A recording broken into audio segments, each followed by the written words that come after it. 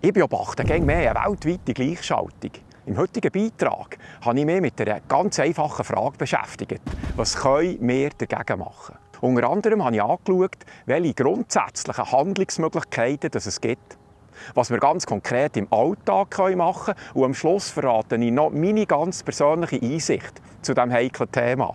Hey, ciao zusammen, von unten hier. Herzlich willkommen zum heutigen Beitrag. Auch dieses Mal habe ich wieder eine spannende Recherche für euch parat. Ich habe ja im letzten Video angeschaut, wieso es gäng mehr zu einer weltweiten Gleichschaltung kommt und wer wirklich die Fäden in den Händen hat.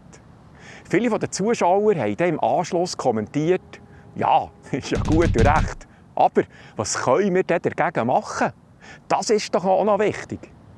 Bevor ich die Antwort auf die Frage gebe, schauen wir ganz kurz nochmal zurück, wer ist denn wirklich an der Macht? Im letzten Video habe ich versucht aufzudecken, wie gerade eine globale Machtstruktur aufgebaut wird. Das führt dazu, dass man den Eindruck bekommt, viele Entscheidungen in der Politik werden gegen den Willen der Bevölkerung getroffen. Das Ziel, das die hier ganz oben haben, kann man ziemlich einfach zusammenfassen. Die nationalen Eigenständigkeiten, also die Länder, sollen schrittweise abgebaut werden. Entscheidungen sollen in Zukunft von weiter oben herkommen, nämlich von einer kleinen globalen Elite. Die Umsetzung dieses Ziels passiert über ein Machtmodell, das klar strukturiert ist. Die Befehlskette läuft durch mehrere Ebenen, 5, um genau zu sein. Zuoberst werden die weltweiten Ziele gesetzt und die Finanzierung sichergestellt. Die mittleren Stufen setzen dann diese Ziele systematisch um, auch dank dem Geld, das die dafür bekommen. Entscheidend für ihren Erfolg ist, dass Personen aus den oberen Zirkeln an strategisch wichtigen Positionen weiter unten platziert werden. Wie man frei zugänglich nachlesen kann, gibt es dazu ein paar ganz bekannte Beispiele. Der Emmanuel Macron als Young Global Leader vom WEF und Bilderberg-Teilnehmer. Der Friedrich Merz mit engen Verbindungen zur Trilateral Commission, zur Atlantikbrücke und zudem ist er Bilderberg-Teilnehmer. Ursula von der Leyen, Präsidentin der Europäischen Kommission, ist Teilnehmerin der Bilderberg-Konferenz. Bill Clinton, früherer US-Präsident, und Hillary Clinton, frühere US-Außenministerin, sie sind beide Mitglieder vom Council on Foreign Relations. Chrystia Freeland, Finanzministerin von Kanada, ist zum Beispiel das Mitglied vom WEF. Man bekommt fast ein bisschen das Gefühl, dass, wenn diese demokratischen Institutionen einmal ausgehebelt sind, wird aus dem aktuellen 5-stufigen Modell ein viel einfacheres. Ebene 3 und 4 braucht es gar nicht mehr. Oben wird entschieden und wir müssen folgen. Abstimmungen, nationale Regierung oder Zustimmung vom Volk braucht es gar nicht mehr. Dass es so weit kommen kann, muss die Bevölkerung aber zuerst noch ein paar von ihren Grundrechten aufgeben. Und der Weg, für das ein Volk freiwillig macht, geht über Chaos.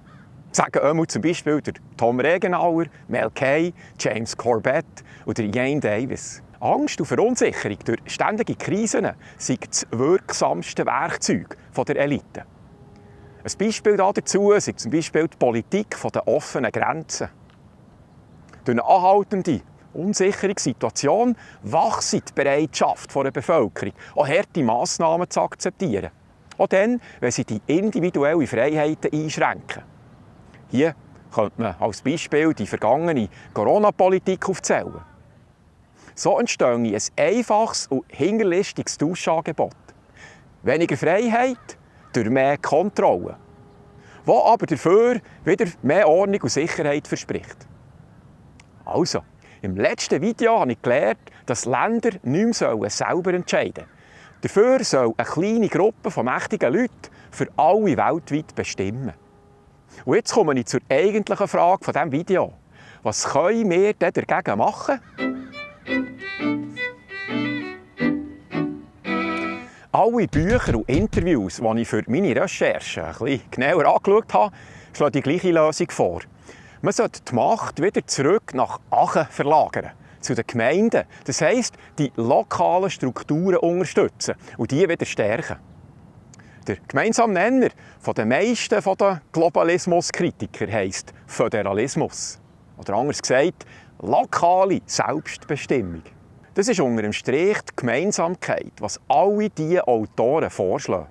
Whitney Webb, James Corbett, Tom Oliver Regenauer, Mel Kay, Jane Davis, Catherine Austin Fitts. Aus Schweizer Sicht ist das nichts Neues. Das ist ja eigentlich die Idee der Eidgenossenschaft. Entscheidungen sollen dort getroffen werden, wo die Menschen die Folgen tragen. In den Gemeinden oder in den Regionen. Nicht irgendwo in Elitegremien weit weg. Eidgenössisch denken heisst Verantwortung nicht nach oben abgeben, sondern Verantwortung selber tragen. Dass das nicht nur eine abgefahrene Idee von ein paar Weltuntergangspropheten ist, bestätigt der Altbundesrat Ueli Maurer. Wäre es dann nicht an der Zeit, vielleicht eine neue Eidgenossenschaft zu gründen? Also dass die Urkantone der Schweiz vielleicht wieder von Neuem anfangen und sagen, so, wir machen nochmal Tabula Rasa von Neuem, wir schließen es zusammen. Und ich wäre überzeugt, das wäre doch so ein Magnet für Unternehmer, für kreative Leute, die sagen, oh wow, da entsteht eine neue Insel der Freiheit. Ja, das ist eine faszinierende Idee. Ich wäre der Erste, der sich hier an die Spitze stellen würde für eine solche Idee. Mit seiner fadengeraden Antwort hätte ich so jetzt nicht gerechnet. Ja gut, dann wüssten wir jetzt also das Grundprinzip, wie man dem Globalismus entgegenhält. Mit Lokalismus. Gibt es das Wort überhaupt? Also gut, beim Surfen gibt es das weiss ich. Beim Scheinen glaube ich nicht, aber ich schweife ab. Ich werde mich gleich nicht vorenthalten, was genau die erwähnten Autoren als Lösung vorschlagen.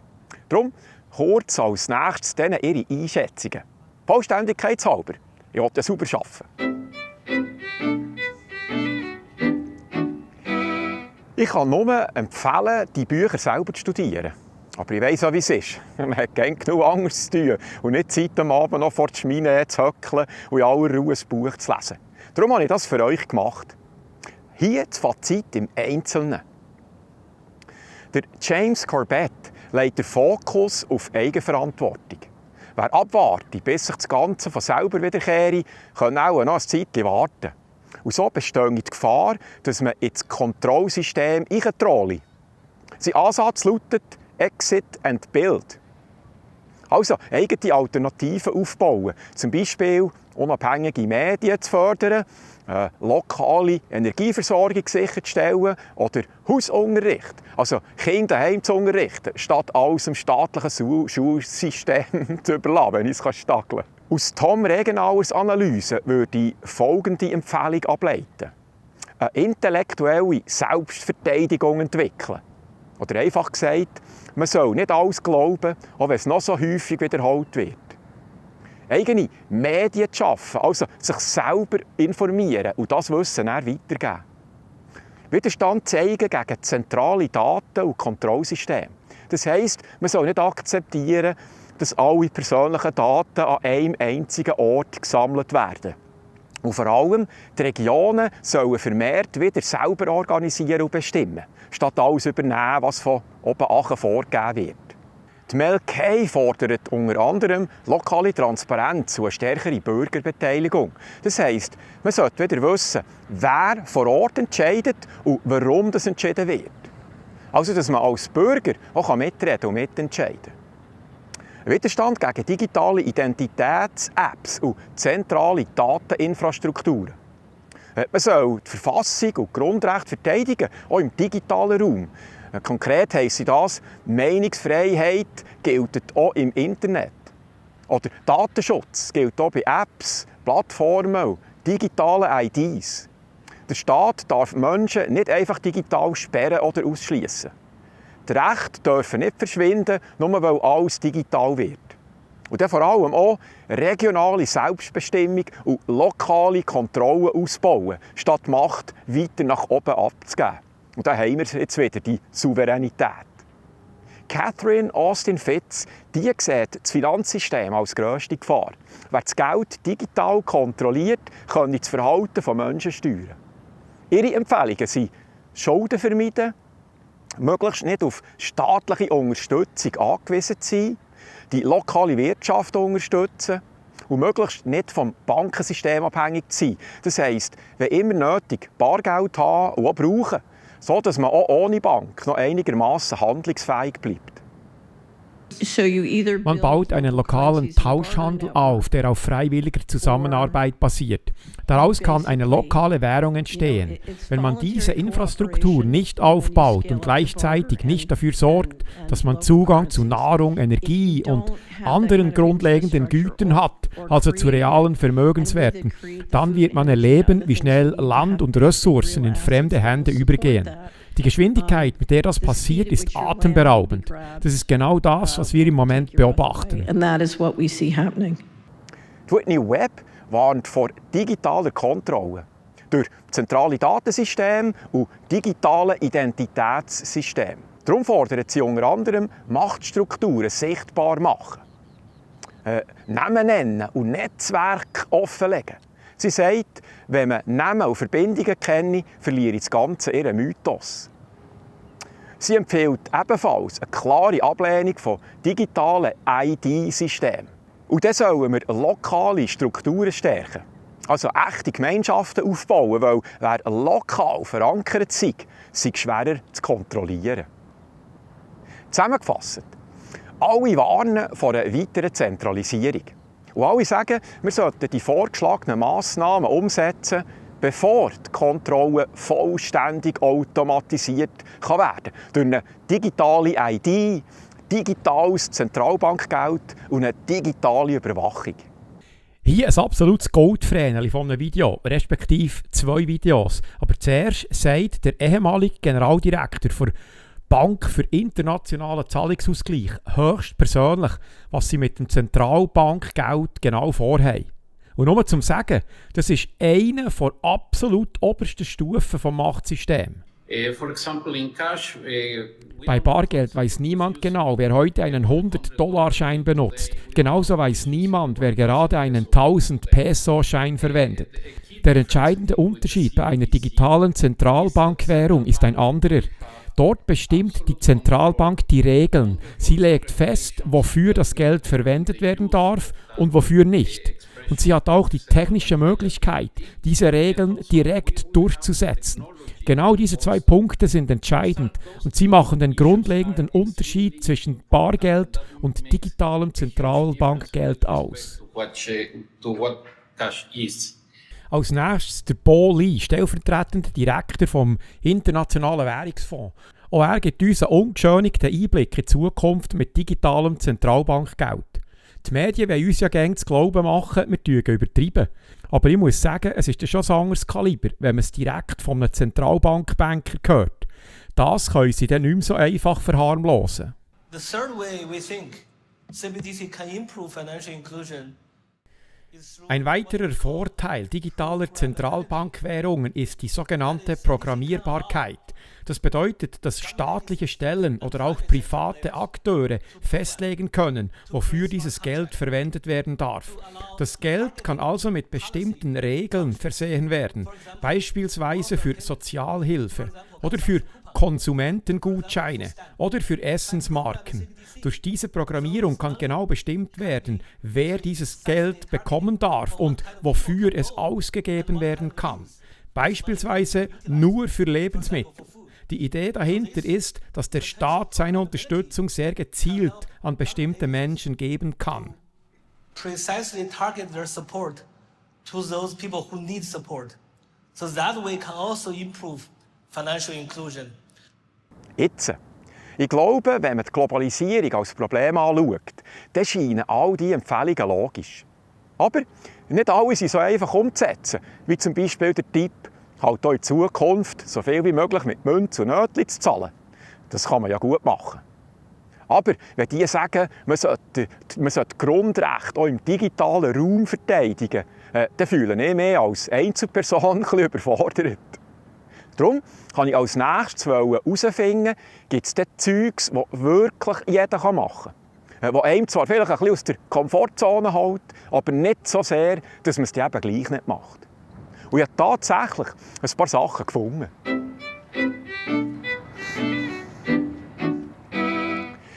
Was kann man als kleiner Knirps im System eigentlich machen, um gegen die fortschreitende Gleichschaltung und Zentralisierung ein bisschen anzukämpfen? Die Antwort scheint verblüffend bodenständig. Darüber reden und seine Sorgen mitteilen. Viele machen das schon. Und für die soll das eine Bestätigung sein. Ein Psychologe erklärt es so. Wenn sich eine Massenpsychose bildet, gibt es immer eine kleine Gruppe von Menschen, die dafür nicht empfänglich ist. Diese Menschen geraten nicht in den Bann dieser Massenbewegung. Sie versuchen oft, die anderen aufzuwecken. Sie zeigen auf, wie absurd das Narrativ ist, an das die Masse glaubt. Meistens scheitern sie damit. Aber, und das ist extrem wichtig, wenn diese kleine Gruppe sich trotzdem weiter kritisch äußert, ruhig und sachlich, dann verhindert sie etwas Entscheidendes. Sie verhindert, dass die Massenpsychose in ihr letztes Stadium übergeht. Dieses letzte Stadium ist erreicht, wenn die Intoleranz gegenüber abweichenden Meinungen so groß wird, dass Menschen beginnen, andere zu diskriminieren und am Ende sogar auszuschließen oder zu beseitigen.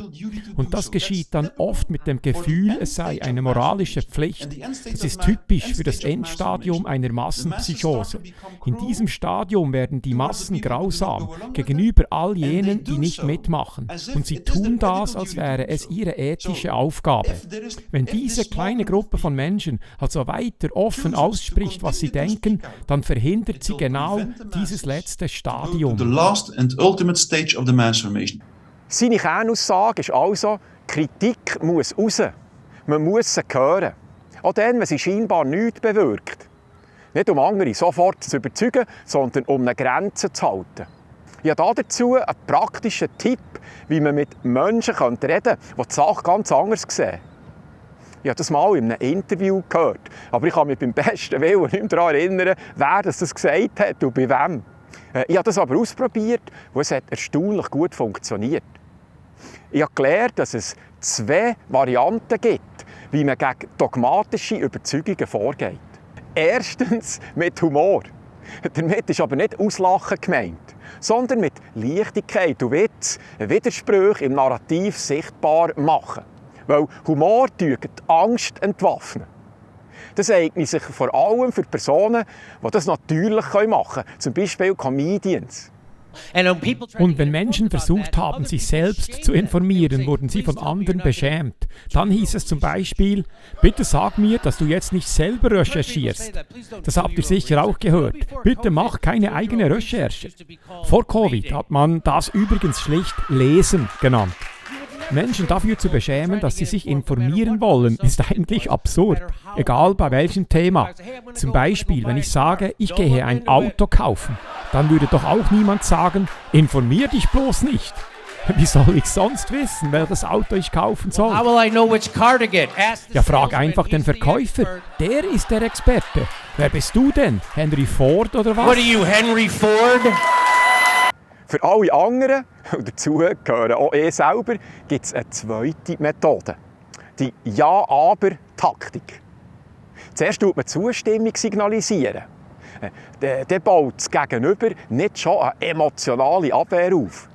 Und dann serviert man vorsichtig seine Zweifel an der Sache. Zum Beispiel, ja, ich finde Elektroantrieb grundsätzlich schon auch gut. Aber wenn ich sehe, was für Rohstoffe für die Batterien gebraucht werden, habe ich schon auch ein bisschen meine Zweifel, ob das wirklich so umweltfreundlich ist. Und wenn keine Nachfrage kommt, dann auch nicht weiter drauf herumhaken. Aber so hat man eine Chance, ein Sämli zu setzen. Und wenn dann noch weitere unlogische Sachen dazukommen, kann daraus ein Pflänzchen entstehen. Ja, noch. Für alle, die jetzt weder der Witz gebaut sind, noch besonders gerne schnurren, gibt es noch einen anderen Weg, um sich Gehör zu verschaffen. Der Verein «Wir» bietet zum Beispiel die Möglichkeit, für dass man von daheim aus Einfluss nehmen kann. Auf ihrer Webseite bieten sie Briefvorlagen zu verschiedenen Themen an. Zum Beispiel, wenn man sich beklagen will, zur einseitigen Berichterstattung in den Medien. Die vorhandenen Briefvorlagen lassen sich auch noch anpassen, wenn man will. Und die kann man dann an Politiker oder Medienhäuser schicken. Zusätzlich stellt der Verein eine unglaublich umfangreiche Adressdatenbank zur Verfügung. Zum Beispiel von den Bundesräten, aber auch zu den lokalen Behörden der Schweiz. Das heisst, man wählt den gewünschten Kanton aus und findet dann sozusagen alle Gemeinderäte, die Finanzkommission, die Schulleitungen, Stadträte etc. Sie bieten auch Adresslisten von Parteien, Politikern, Gesundheitswesen etc. Wer es also vorzieht, eher von daheim aus dem Gessler seine Meinung zu sagen, kann das dank der Hilfe vom Verein Wir gäbig machen. Ein weiterer konkreter Schritt ist, sich mit bestehenden Alternativorganisationen zu verbinden. Es gibt zahlreiche Gruppierungen und Bewegungen, die froh sind über jede Unterstützung.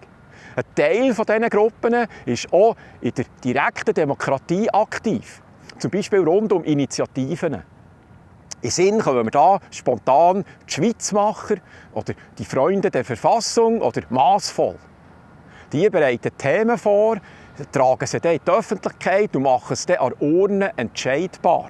Also, zusammengefasst, jeder kann auf seine Art etwas bewirken. Mit darüber reden, mit schriftlicher Resistance oder mit einem Kreuzchen auf dem Wahlzettel. Jeder soll das machen, was am besten passt. Und zum Schluss jetzt noch meine ehrliche Einschätzung.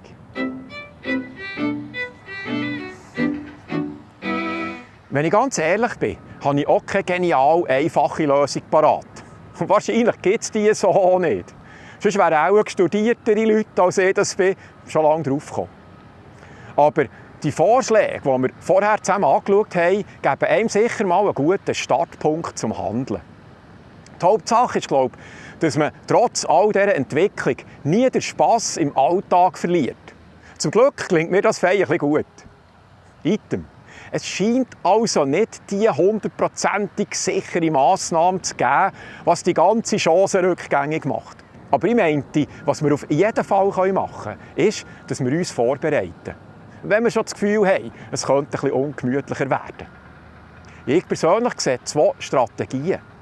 Die erste ist das, was ich mache. Flexibel bleiben.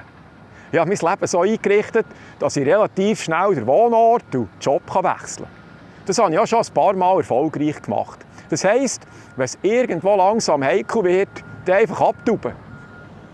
Die zweite Möglichkeit ist mehr für jemanden, der nicht einfach abzischen kann. Man hat vielleicht ein eigenes Häuschen oder ein eigenes Geschäft, das man nicht aufgeben will, was auch immer. Dann sollte man sich aber wenigstens so einrichten, dass man bis zu einem gewissen Teil auch zum Selbstversorger wird. Also, dass man vorsorgt und auch ein bisschen Vorräte hat.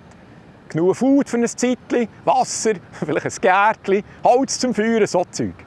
Einfach das, dass, wenn es mal keinen Strom hat, dass man nicht gerade aufgeschmissen ist. Ich würde jetzt dem auch nicht Weltuntergangsgedanken sagen, sondern einfach gesunder Menschenverstand. Das, was vielen von der Elite da oben offenbar leider fehlt. Et voilà, dann würde ich sagen, das war es wieder mal vom ehemaligen Badmeister. Merci vielmals an alle, die mich auch letzte Woche mit einer Spende unterstützt haben. Ohne euch könnte ich nicht alle Wochen mit einem neuen Beitrag einfräsen. Darum nochmal einen herzlichen Dank an alle Unterstützer. Ihr findet die Spendeninfos unter www.vogunter.ch oder auch im Beschreibungstext von jedem Video. Also, merci fürs Zuschauen. Wir sehen uns nächste Woche wieder. Ich freue mich. Tschüss.